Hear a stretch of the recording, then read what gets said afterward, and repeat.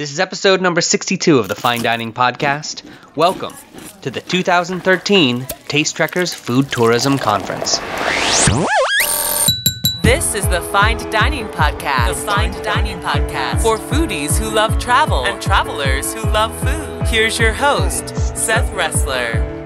Hello and welcome to the Fine Dining Podcast. I'm your host. My name is Seth Ressler, and we're doing something a little bit different this week.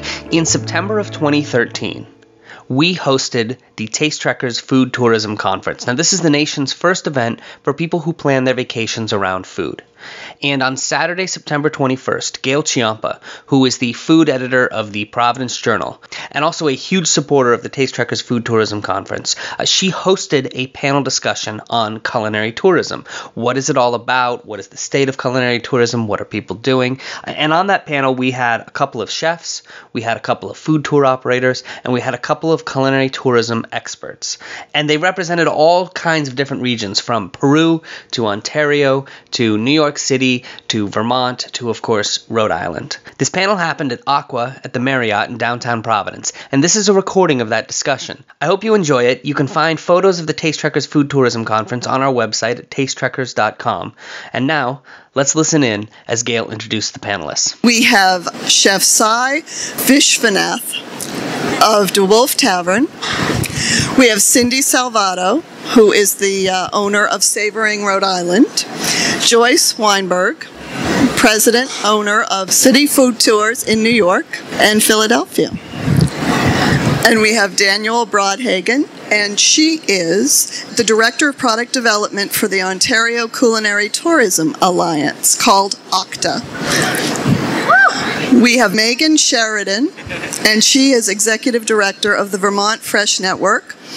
And right here we have Chef Jose Duarte, owner and chef of Taranta Restaurant. And we're going to ask him, right off a plane from Peru, to tell us a little bit about his culinary tourism. Well, thank you for the opportunity to bring a little bit of Taranta, Jose Duarte in Peru. Literally, I just got off the plane 2 hours ago. I took off from the Valley of Ica at 7 a.m. yesterday, where I was doing a scooping for Pisco, which is one of my specializations on the next trips that I will do in the next couple of years.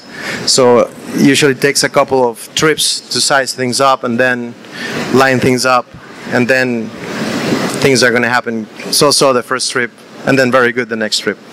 I was born in Peru. I lived in Venezuela. I own a small restaurant in Boston called Taranta that does Peruvian Italian cuisine. Married to an Italian. No choice. I have to do that, especially in the North End. We also do culinary tourism to Italy, and right now we're looking to do something into Spain as well. We do Peru as a destination. We started in 2008. We also do chef-guided tours in the North End, working with sustainable seafood in Boston, and also starting something with East Boston, which has a lot of the Latin influence in there. Thank you. Okay, Megan? Hi, I'm Megan Sheridan. I'm the Executive Director of the Vermont Fresh Network, and we're actually a nonprofit organization, and so my take on culinary tourism and what it's meant for our organization and the other organizations in the state that promote a particular sector of the food industry in Vermont is that we have come together collaboratively because our resources are relatively slight, being small nonprofits serving, specific sectors of professionals in the food industry. But if we come together and we have grand information about the folks that are really doing great food experiences and food work in the state. So as organizations, if we come together and we share that information in a way that is accessible to the general public, and they themselves can use that as a tool for traveling throughout the state, then it's a powerful tool for us.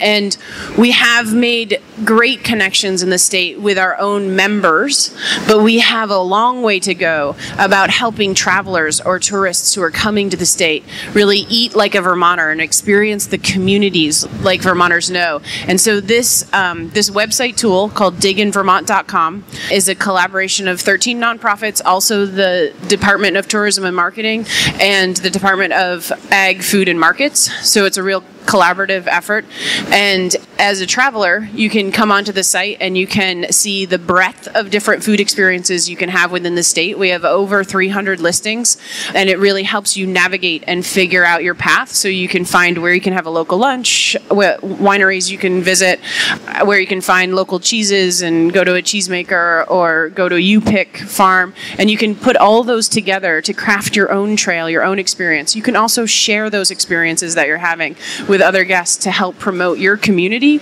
or a community that you love or experiences that you had within the state. So working collaboratively, I think we've been able to really help grab that tourist interest in culinary and actually have them actionable items that they can do to help support the ag communities within the state. So that's our new project, and culinary tourism is, I just think, a really emerging industry for us, and something that we couldn't do singularly, separately, but we can do it with all of us coming together to help the travelers navigate. So that's it. Thank you. Thanks. And my name is Danielle Broadhagen. I'm the Director of Product Development for the Ontario Culinary Tourism Alliance. And so I come from Toronto, Ontario, Canada. And we are also a not-for-profit organization, and we actually work with destinations throughout the province and actually around the world, and we help them develop culinary tourism products. So both as their destinations, but also individual businesses, so like restaurants and farmers, and we connect them, so a lot of business-to-business work. We also have developed a software called EAT, which is the experience assessment tool. So we're actually able to help destinations decide if they're market ready and if they should be accepting the food tourists. And we also do a lot of storytelling. So much like what we did today in our presentation, we share all the delicious tastes that Ontario has to offer. And you can follow us on Twitter at Ocdelicious. Thank you. Joyce? Hi, I'm Joyce Weinberg, and I am back here to visit my alma mater, Brown. And I come to you from New York City and also Philadelphia. I started city food tours roughly about 10 years ago. How many of you have been to New York and partaken of our great food? How many?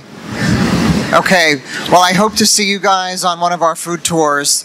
I can guarantee that we will take you to some places that you definitely didn't find your last time, and we're going to teach you about artisan handmade foods so that you fall in love with a certain cheese or a certain charcuterie or a certain type of pizza only found in New York. I started my career in Fortune 500 companies like General Mills, working on processed foods. There's no one here from any big food companies, is there? Please don't take a hit out on me. I have an 8-year-old that needs a mother. And that was all well and good. I have a marketing background, business background. But about 10 years ago, because of a number of factors, I came full circle and realized that there are so many people out there working so hard and so passionately and not getting rich quickly, making cheeses and breads and pastries and wonderful chocolates and coffees and things, that if there aren't people like us, the chefs and guides and educators, explaining how these things come to be and explaining why they're better for you and why they're better for the economy, we're not going to have many food choices. And I have an 8-year-old, and I don't want his only choice in cheese to be something that's neon orange that doesn't naturally occur anywhere. So that's why I do what I do, and we take people both on tours, and if you don't want to come around with us, we will come to you and we will do a guided cheese and beer tasting or a guided chocolate tasting or honey tasting or olive oil tasting. So what we're doing is getting the word out on why all these wonderful foods are so important and why they have the flavors that they do. Thank you, Joyce. Thank you. Cindy? Good evening, everyone. Thanks so much for coming out tonight. My name is Cindy Salvato. I'm the owner of Savoring Rhode Island, and I started my tour company when I was teaching pastry arts at Johnson & Wales University, and I used to use it as incentive for my students to come to class. And if it went well and we had perfect attendance, I took them to Federal Hill. I introduced them to some friends, and we had something really good to eat. Now, you would think that they were in a culinary school, that they would want to come to class. But you know, when you're 17 and 18, the party the night before is a lot more important. But when it did go off, it was just a blast. And I said, I've got to open this up to the public. And it was terrific. And I used to take my international students to Michelle Toper's tour in the North End of Boston, and she encouraged me to start this down here, and that was in 2001, and we've gone strong for like 12 years.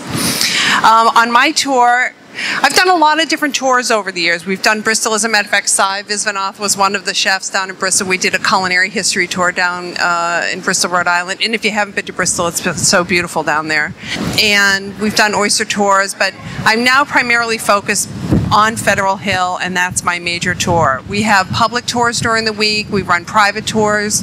Public tours on the weekend, private tours during the week, and we do some bus tours. So it's been very successful. We taste balsamic vinegar. I teach you all about olive oil. We teach you how to taste olive oil correctly. We get behind the scene tours. You get to meet the chefs. You get to see these beautiful 100-year-old brick ovens at Shallow Brothers Bakery. We're eating the whole way, and it's always fun on the hill because everybody wants to feed you more and more and more. So it's a lot of fun, and we hope to see you up on the hill soon. Cy? My name is Cy Visvanath. I'm the chef at DeWolf Tavern in Bristol, Rhode Island. It's a beautiful little historic town, and it's on a waterfront. We have a hotel next to us, Bristol Harbor Inn. And the building has a lot of history to it. It used to be a rum warehouse, and now it's converted into a beautiful restaurant. The stone, and it was built in 1818. So it's, as she was saying about Bristol, it's got a lot of charm and beauty to it, and a lot of history to it. And my path to DeWolf Tavern has been started in India in a cooking school. Then I came to the country to go to a cooking school in upstate New York, and then I've been at DeWolf Tavern for about 10 years. So what we cook is local ingredients with a little bit of Indian accent to it, and we do have a tandoor in the kitchen, and we try make everything in house, and we do breakfast, lunch, and dinner, and that's it. Thanks. So, Cy, why don't you just hold on to that? When I spoke to Cy, he talked about the thing that he does when he's a culinary tourist is he wants to pack as many things into his time as possible. So he's not going to go to a 3-hour dinner at one restaurant. He's going to go to 3 restaurants and have a bite at each one of those. So I wanted him to just tell you a little bit about how he does that, and then I wondered if anybody else on the panel wanted to address that kind of urgency that we culinary tourists have. Well, the thing about me is about accessibility. Like, how much can I make my scale or my restaurant more and more approachable and accessible for people? Because we all have a busy life, and food is, we eat out so often now, so it's not a one-time thing that we're going to do, that we can make a reservation in a restaurant 3 months ahead and make it to that one thing. I couldn't make a plan to go to India in 2 months, so I don't know if I can make it to a dinner. So the point is, again, going to is, when I want to go to eat somewhere, I want to be able to experience multiple things and have a game plan, literally.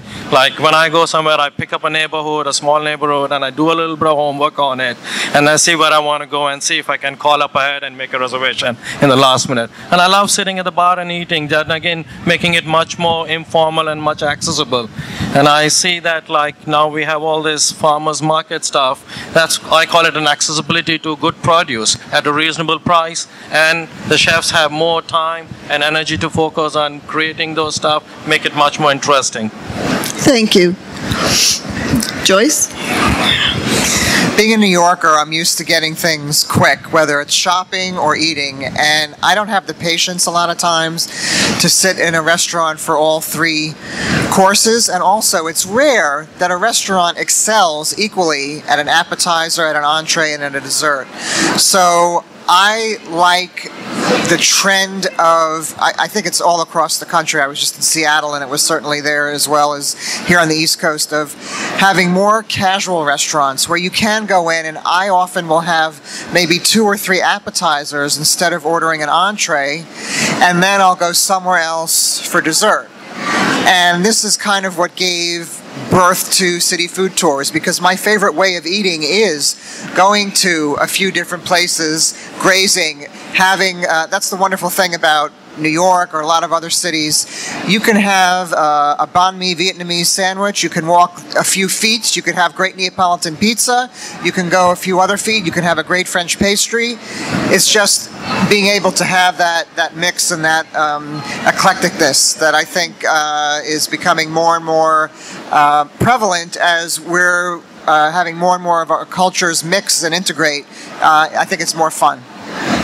Thanks, Joyce. So, Danielle, I wondered if that could lead to you talking about one of the things that your group does is you create a tour over somebody's desire to maybe start at a winery, have a little lunch somewhere. How do you make that all happen for tourists and connect people? Well, yes, we definitely, that's the key word, the connection. So, and that came up a few times in conversation today, that community and the sense of community and connection.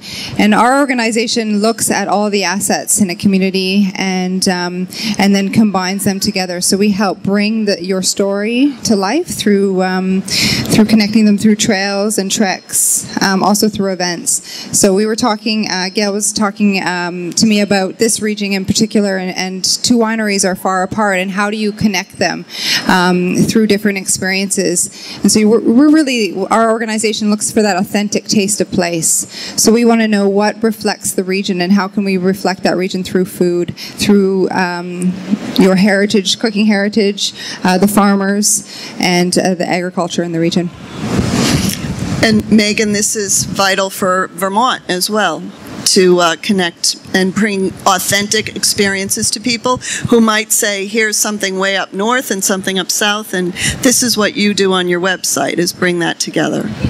Yeah, I mean, it's very similar to what she does. I mean, we're not navigating it for each individual. We're putting the information out there so that they can set their own navigation.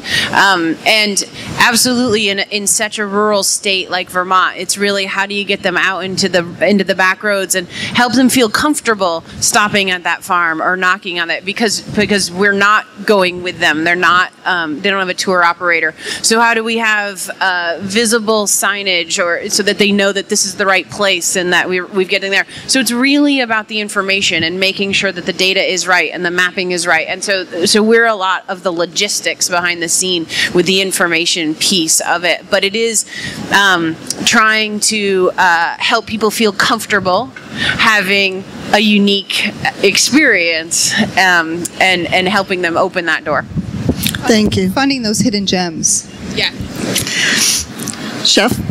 So our trips are at the beginning. Well, you have to see that my concentration is Peru, and Peru is a really biodiverse country. There's almost all the microclimates available, so the products are very unique. There's 3,000 now 5,000 varieties of potatoes cataloged. Each of them tastes differently, has a different shape. There's 600 varieties of tubers that are edible. There is 400 varieties of peppers, 500 varieties of corns. Yesterday I had the opportunity to eat a full dinner from the Amazonia of Peru that is worked with a chef, that is Pedro Miguel Chafiño, that is working with an agronomic engineer and a botanist to bring those products to civilization. So with all this array of products, you know, I find myself, okay, I have to specialize, and this is what I'm doing. I'm specializing. Our first trip that we did was potatoes. We concentrate in the Andean region. It was potatoes, quinoa, amaranth, and kiwicha. That's it for 3 days. And not going to a market and actually buy potatoes and look at the potatoes, going to the fields, engage with a community of potato growers and understand the native potatoes that grow above 9,500 feet, how they are traded, and the whole ceremonial process of actually harvesting that potato, in which I create experiences.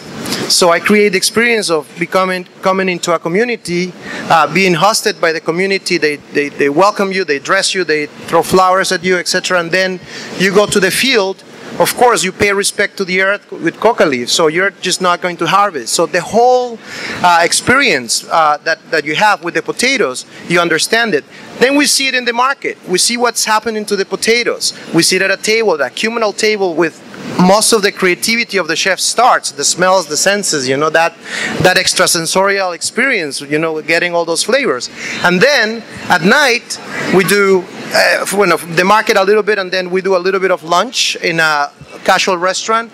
And fortunately and unfortunately, Peruvian gastronomy has become one of the most wanted cuisines right now. The concentration of chefs from around the world have the eye in Peruvian gastronomy. And what this has produced is this super sophisticated setup and composition of traditional cuisine that to a Peruvian is almost like playing I'll feed you, you feed me. It's just very small. So it's a dish that will normally be a whole plate of potato stew. Right now is deconstructed, triple the price, half the amount with foam on the top. So, but it is, I call those diversiones, like entertainments. So, which I love. I love technique, I love the way it works, but I also expose that because it's part of the Peruvian evolution in cuisine. So, and that's how I try to connect. And I create all those relationships between the producers, the land, the farmers, the people that produces that, the lady that makes it traditionally in the field, and the chef that actually brings it to another level. So that always makes me think now. So this has to benefit the little farmer who you are bringing tourists from here to go, and this is going to improve his business. Well, yes. The communities that we go, there's no one doing what I do right now. They have never taken people to come and see how they harvest potatoes for the culinary background. So the idea is to help them to expose themselves to a new, I will say, a new segment of a market that they can benefit from. You help small communities with tourism, stuff like that. They have been producing potatoes for subsistence. There's not like there is hunger. All they do is 4 or 5 potatoes. They barter. They freeze dry the potatoes. They go through the winter. But I think we're exposing this gastronomy and creating those memorable experiences. From the social aspect, the social responsibility aspect, I think is very important for them as well. So without that mention. Can I ask him a question? Of course. Or actually, all of the panel members. And in light of that, like how do you get the value back to the producer that you're visiting? So like for the potato grower, like do you support them financially for the visit, or is there sort of buying expectations when you're taking people to the small producers? So what we do is literally we were all dressed with handcraft ponchos and hats that takes about 4 to 5 months for a weaver to produce. They gave it to us as a welcoming, not gift, dress. But at the end, we all bought it. We didn't care. I paid, a fair value for that. So, and the women actually set up all the products in there, and every single person out of my groups are no more than 16 people. Every single person bought something, and and they bought it. And I said, "Oh, can I barter with them?" And said, "Listen, what are you going to barter? I mean, these people are opening their land, their house. They're spending months in making this. It's just take it, and it's going to be memorable." So we help in that way. We do give them some money for that, but they're not really interested in the money. Because they have, in fact, we were at one of the places, where they do the quinoa, and somebody was a little hungry, so he sent down the lady to bring some food and potato and cheese, and then I said, "Can I give you some money?" So no, just give me some coca leaves. Yeah. If done right, food tourism can be a huge economic driver to any community. So when I say done right, going back to that person that grew the food, and that's something that we really feel strongly about in Ontario. So going back and making sure that the producer is recognized, and so it filters down from the tour operator all the way down to the farmer. On Federal Hill, what I do to give back to the producer or to give back to the store owners, they're all mostly family-oriented small businesses. I supply a shopping list of everything that I talk about, and I talk a lot, and with specific ingredients and a coupon at the bottom so they can go back and shop. So they see who's coming and they can see immediately who's buying and what they're buying. So it works out great. And when you introduce, like in my tour and probably with Joyce's tour too, when they are in a small neighborhood, you're really introducing them to the family and to the people, and you're holding their hand and you're getting them to go back, which is great. And maybe venturing the tourists into a new neighborhood where they never would have been before. One thing I want to say is with culinary tourism, we're in a business that doesn't have that many repeat customers. Not that many people are going to come back and take your tour over and over and over. And I'm in New York City. We do have repeat customers, but it's a small percentage. So it's important that our guests, it's just like with shopping. See it, like it, buy it. See it, like it, buy it. So they have to go back right then and there. And New York is so dense with choices of every type of food imaginable, literally on each block. They're just chock full. So our guides are skilled at getting people to say, you know what, you like something, buy it now, buy it quick. So we have certain vendors that people buy more at than others. Some we support because we buy 16 sandwiches a day or whatever it is, and others we support a Chilean wine store run by the government of Chile, and we have a lot of people buying there. Or a candy store that makes all artisan candy. It looks like stained glass, so people buy there. Some, of course, it's not as practical. At the gelato store, there's only so much you can do, but we do try. We don't get any kickbacks at all, but we do try to recommend to people that they do make a purchase right then and there, because we know that a lot of times there isn't a second chance. I'd say is most of the time as a business owner, I see this as more as introducing my restaurant to a different group of people with a different interest to it, and that's very valuable to me, like building a structure, because I think if there is more reasons for people to come to my restaurant, and whether be you are advertising it in a newspaper or doing a wine dinner or having a historic tour which ends at the Wolf Tavern, all this leads to the same goal to me, and that is some of the costs that we have to bear to build these structures initially, and then once people have different reasons to come, there's more ways for them to get to us. So it seems that it's all on a very personal level, that you're bringing people places, they're doing things, you're bringing them to Peru, exposing them. But I guess I wonder about the future, and is it something that, you know, we look in Rhode Island, and Rhode Island is like other states, it's looking to bring in revenue. Is there a way that culinary tourism can help contribute that to a state like Rhode Island or any state? Oh, yeah. We all go. Yeah. So how does it happen? Well, you know, this is what I always say about food. It's all about the food. So no matter what kind of tour you're on, the bottom line is everybody's going to eat. Everybody wants to eat. Everybody wants to know, you know, where's the fun place to eat, and it's all about the food. So, and I love that culinary tourism has really taken off, and in areas that are just so small and interesting and unique, and it brings people to those. So, but that's again still very individual. How do you bring it to a specialization? Bigger I think if you specialize, interesting today. I got off the airport, and in the airport it says oysters and clams. Oh, I'm in Rhode Island. Yeah. Right? Of course, I was in 3 airports before, but if you specialize from, you know, destination as a destination, think as a destination. You need to just don't think what's coming already in here. Try to bring them here for that. Yeah. You know, so unique taste of place. Unique taste of place. What is it? What's your story? And like, you have amazing stats in here. 71% of Americans are traveling for food. That's huge. And in Ontario, we find that buying local puts 3 to 1 back into the local economy. Buying local Ontario wine is 12 to 1 economic impact. It is huge, the amount of power that we have as food tourists for a destination.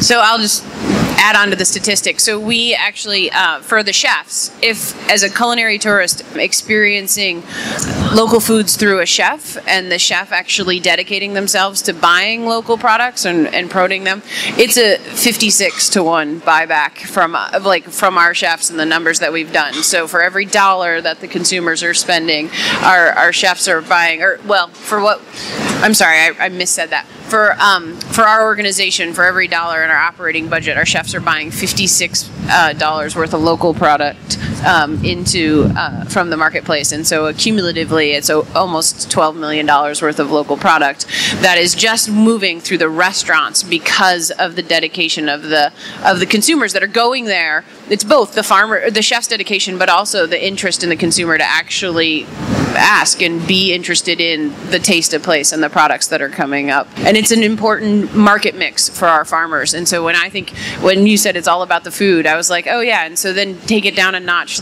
and what does all about the food mean? Because to me, all about the food means all about the producer, where it came from, the ground that it was grown on, who. But then I'm like, and then there's the chef personality, which is tremendous, and how does it mix in? And then there's the taste of place. What does it mean when a tourist comes to Vermont? What do they expect? It's not scallops and seafood, it's what Vermont has to offer. And so it's all about the connection to the land, I think. When people are coming to a particular place that's known for its food, let's say a lodging, there's a new one there, the Hotel Vermont, okay, with the Hen of the Wood. But when people are coming in, there's other spin-offs. I don't know if it's been measured in terms of night stays and other economic impacts that the food brought them, but they didn't spend that money on food. Yeah. So I don't know that we have the statistics yet about that, where else they spread them around. But I know, we did sort of the math, and we figured it out. If we could get just couples, people who travel in couples coming through the state of Vermont, if we could get them to spend $5 on local products, somewhere they wouldn't have gone, go to a U-Pick or go to an orchard and go to a brewery, $5. It was it was $22 million that those travelers could possibly set. So you realize it means nothing. It's like an impulse purchase, but what it does to the whole economy, if if we can get people to participate, is tremendous. It's absolutely astonishing, but I don't know the numbers in that way. Yeah. So being a producer that actually works in economic development and business drivers sectors, it's twofold. One, how do we engage our producers so they understand the impact of having tourism? And secondly, how do we get economic development to measure the impact so that they can see the positive impact that it has on the producers? Education, and communication, and you need to measure it, and that's exactly what our organization does for destinations in Ontario. So we go in and we look at that. There's actually a challenge for the province. If each person spends $10 of their grocery money a week, $2 million each week will go back into the local economy. And so we measure that, and we can show those stats, and we go to economic development offices and we tell them that.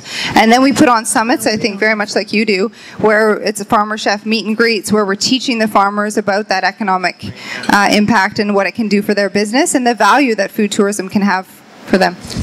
Also, farmers are pretty smart. When they see that they can have premium products and charge more for a specific type of potato, sell it to me. It's going to work. Plus, Canada, you subsidiate a lot of the farmers, and a lot of the provinces have a lot of money to promote and educate. Here, we get nothing. So Danielle, how can we reach the economic development in Maine, in Rhode Island, in Massachusetts? How do we convince them? Showing them best practices. So, yes, we do have subsidies in Canada, but there's also, we're a not-for-profit that is not government funded. We went from 80% government funded now to 20%, right? As a process, for sure, but it has to be a process, and you have to start somewhere. And I think by showing them best practices from all over the world, because where we are today isn't where we were 5 years ago. So, and it was by looking at how we could do it. And at the end of the day, food tourism is pretty young. So going to the economic offices, the tourism offices, and showing them that the best practices from around the world. And here in Rhode Island, I did farm tours, and it was really a lot of personal conversations with the farmers. Like, for example, we have a really great farm here in Rhode Island it's called Dame Family Farm, and they have a really fascinating family history that they don't mind sharing with people. But to get them to come along on the tour business and to be part of small group tourism took a little bit and took a lot of coaching. Yeah. And a lot of personal relationships and bringing them on tours that you do already so that they can see, what they can just experience it as a tourist and get excited about it, and then they're in.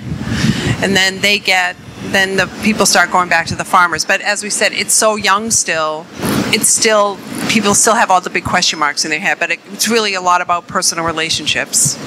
And so that's one of the things, like thinking about the culinary tourism, taking it the back roads and actually showing up on the farms and getting people out there has an element of danger involved in it, even in the United States. And so we're looking at that too, like you were saying, like who's ready to take people, what do you need to have people show up, and does it work in your business plan? I mean, we have a number of cheesemakers where people love to stop and watch cheese being made, but the farmers can't do it, can't handle the impact of people coming in to theirs. So really trying to help them, like you're saying, think through the process. What does it mean to have people in your place? And I dare say the emergent trend that I see is in third world developing countries. They're really trying to use culinary tourism as a push for economic development. And it may be how is safety involved in that? And I think Okay. It's called waivers. You don't sign, you don't come. And you also send me your insurance copy. And that's it. So you clear liability with that. I mean, we do. See, a lot of the issues that you have here, and the farms there, I mean, believe me, I take people 10,000 feet above the sea level. I have to worry more about the guy that has a lung surgery and wants to come on the trip, or how much coca leaves I have to give him to actually bring him down to Cusco after, right? But yeah, there is risks. But I think that what you're talking about is how they are afraid of liability. They're afraid of somebody suing them because the cheese can get contaminated because they're coming in. So, and there is ways of fixing that. I mean, look at Europe. I mean, you have the perfect example of Europe. I mean, how they did it. They arrange it. They put a glass. I mean, there's ways of doing it. I mean, it is doable. It's eyes wide open. It's doable. I think the unfortunate part is that in the United States there hasn't been that push that help to start developing and let it go along the way. I don't see somebody can tell I've been one of these proponents to change the farm bill for a while, but it doesn't happen. But I think that's one of the things. So yeah. So it seems to all be personal. It's all going to be built on one person at a time? Well, I think in the United States we have a lot of factors working against us. We're a very litigious society. We try to have everything be so carefully, the I's dotted, the T's crossed. But I think what will happen is through education, when people realize that farmstead, raw, unpasteurized cheese is actually better for you than the pasteurized cheese that's never been touched by a human being, that gets listeria in the system because it's a continuous batch, and then you have a huge problem when people realize that you don't have to be worried about the little things, or the something where it's not on an industrial size. Then I think it'll snowball, and then there'll be more of a tide of change, and we'll be able to have more culinary tourism. And it's just like with every political wave. I mean, my God, when we had segregation and everything else, it takes years and years for things to change. But I think the industry it's infant. It's only about 10 years old, I would say, from the beginning of culinary tourism in this country. So it's not an excuse, but I think it's part of the process of educating and going forward. And as consumers, vote with your dollar. As consumers, vote with your dollar. Dine in restaurants that serve local food. Choose their artisanal products, the cheese. No. I'd like to open it up. Does anybody else want to weigh in and have a question? I sort of want to address that thing that was just talked about. 2 weeks ago, I was in the backwoods. It was a small cheese producer called Good Shepherd, and again, people are coming to the farm. And it's a serve your own honor system. The refrigerator is there, the cheese is there, some maple syrup. Some people drove in from Michigan So I asked them how they found the place. They actually found it through a website in Vermont that had the cheese trail on it. They incorporated going on the back roads over in Westminster, Vermont. They incorporated that into their trip to Vermont. So although their trip was not culinary tourism, they ventured off the main track. They went to a farmstead, never met the farmer, never interrupted what the farmer was doing, and they bought the cheese, they left their money, and they went back down the road. So there's that kind of liability where people are coming in and there's ways of doing it. It's not always like an organized tour where you need to have waivers or worried about quality of the food and suing somebody because there's contamination. Some of it's a different kind of logistics. So because there is money to be made, right? Isn't there? What are the things that we have to watch out for as this industry grows? There's some cautionary tales for me, and like thinking about some of those things. And I see as emerging trends, I see the combination of independent traveling combined with tour operating guides, and what are the responsibilities of the tour guides as they're taking people. Because there's some realities out there. Like livestock farming isn't pretty. Like it's real, and those cows die and the sheep die, and that's what you're eating, and those are subjects that are part of this story. And how do you as guides approach those kinds of people? It's like, oh, look at the fluffy lamb, and then we're gonna go eat it, and you're like, yeah, it's the education piece. And that's sort of the emerging how do we talk about that? Yeah, I think planning is very important. Yeah. I think the planning, actually, short story, I was visiting Pisco Porton, which is the pisco that you had there before, and Johnny Schuller, so it took 4 chefs there. And he has Peruvian Paso horses in there. Pisco Porton was actually the oldest distillery in the Americas that was just bought by a Texan that gave him $40 million to make Pisco the best thing in the world. And he has like 14 Paso horses there. So he let the chefs go on the horse, and I said, hey, Johnny, we haven't signed anything here, you be careful. I said, nah, in Peru, no problem. I said, but Bill is a Texan millionaire, and you never know. Why did I say that? Next thing you know, I see a guy with one foot on the horse and level on the ground, the horse. Of course, then the party stopped. He was taken to a hospital, he's fine and everything, but there wasn't planning. There's no planning. So you really have to plan every single step of the equation, from an allergy in a place to actually airlifting somebody from Puno in Peru. So. Yeah, and we've had somebody slip on the floor in the bakery, and those are the horrible things, So now, if it's a really hot day and in the bakery, it's 120 degrees in the back room when they're lighting the ovens. We're all supposed to be holding onto the table, and I say, if anybody feels dizzy, you immediately sit down and raise your hand so we can sit you down so that nobody's fainting. So that's part of the authentic experience. Exactly. It is experiential, experiential. So in Maine, we're very lucky because our legislature passed a farmer protection bill. So as long as you have a sign up that says you're not liable, you're not going to be liable for these guests that come onto your farm. And that was a great benefit to relieve that part of the farm experience. But we still struggle, and we struggle daily and monthly on how do we engage our producers to understand the importance of allowing people to come visit so that we can have culinary tours and we can engage our chefs, because that's a very unnatural condition for them. Yeah, farmers. They're farmers for a reason. I'm sorry, I forget your name, the woman from Toronto or Ontario.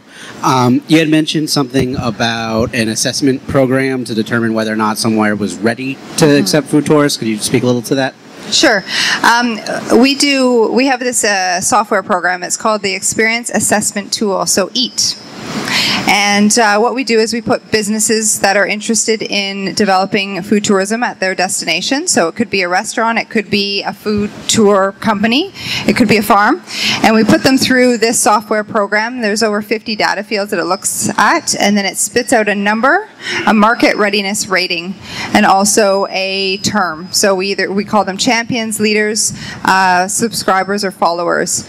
And so the champions and leaders are market ready. And what that means to be market ready is they would have signage at their farm. For example, they have a website, they have hours, consistent hours of operation. That's huge, because if I'm driving an hour and a half to go to your farm and no one's there, I'm going to be really disappointed. And that sucks for a region, actually. And so we do a lot of education about what it means to be market ready and what are the expectations of a food tourist. So we've looked at research from around the world and actually spoke on this around the world, what a food tourist is looking for, and then we teach and train businesses on how to become market ready and how to open up their doors to the food tourists. So, show of hands, what are you looking for as a food tourist? Is it authenticity? Is it a good time?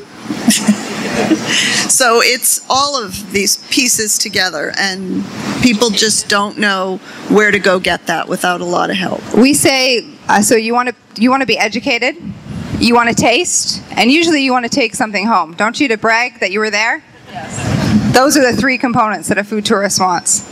Do you have that? Plus signage. Okay, say those three again. So you want to be educated. So there needs to be an educational component. Hands-on education is really great. You want to taste something while you're there, so sample. And then you want to be able to buy the product, so take something home, a souvenir, so we can brag to all of our food friends. Does anybody else have a question? Hi, my program is Blackstone Culinary, Secret Ingredient Food Tour in Northern Rhode Island. And we run tours every Wednesday where people go to a different restaurant and the chef does a demonstration, and then we all enjoy a meal. And I'm just wondering, from what you just said, I just picked something up, people will be willing to pay over $20 to go see how A&W root beer is made and have a hamburger and fries, but they bring home a half gallon of root beer, freshly made. But yet sometimes we've had to cancel a few tours. They might not want to go to a well-established restaurant in Northern Rhode Island to have, say, chicken marsala. But yet they pick up on Diamond Hill Vineyard, a Vietnamese restaurant, the local Mexican restaurant in Central Falls that's very new and family-oriented, family-owned, I mean. I'm just wondering, I've been a little discouraged the past couple of months having to cancel a few of the weekly tours. And we always do try to educate, enjoy a good meal, and bring something home if they can. But I'm just wondering why sometimes the tours don't sell. I think it must be something that has to be unique, different, new. Maybe it seems like the small ethnic restaurants are very popular, like Vietnamese. Who knew there was one in Pawtucket, you know, or a new Mexican restaurant, a new Peruvian restaurant. And Donna, those tours are $19.50. So you would imagine they would be jammed every Wednesday night. So I guess she's asking what she can do to improve. I think cross-marketing with the restaurant to me always works, and keeping other people being part of the community and making it into a bigger question. How it is, like my interest out of it is by you and me working together. That I think is really important, and it's all about, you know, packaging it to me again. It needs to have something in it to say, you know, I want to do this. You know, a lot of times I might think about doing it, but I would never do it. But it needs to have, and especially if the restaurant also or other entity also participates in it, there is more curiosity to it, I feel. I think it's, what's your criteria, to be honest? Like, I want to know, as a food tourist, I want to know if you're credible. I want to know if I should trust your opinion, and I'd like to see that, like in your marketing. And then, and how do you pick the restaurants, and what's their unique story? Why? Is it the chef? Is it the food they're using?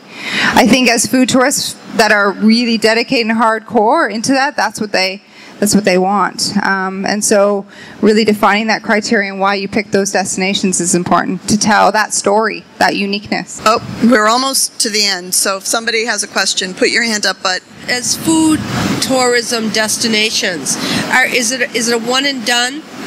situation? Do you think that we can build on our regions? Yeah, because obviously it's not repeat customers. It's like, is this the hot city this year and this is the hot city next year? Or do we build a program? Yeah, so I bet you that in 5-6 years, Pisco and the Ica region is going to have several tours doing the route of the Pisco. But nobody started it. Just me and 2 guys trying to find out how we can make this happen. And we're sitting in this valley and we look at the structure and says, aren't we in like Argentina right now in a winery? But it's clear and it really gets you drunk fast. So it's got to be better.